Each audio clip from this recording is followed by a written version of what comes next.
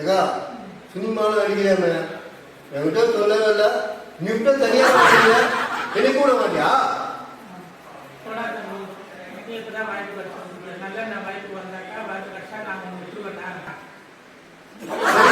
நான் அப்போ வந்து பார்க்கணும்.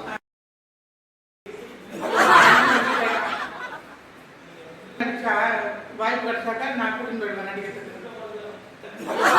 எங்க அக்கா சினிமாலாம் நடிக்குது.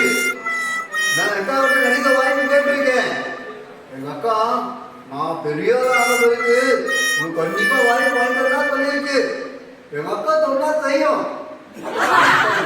பெரிய நடிகையா வந்து நானும் ரெண்டு பேரும் சினிமா நல்லா நடிப்போம்.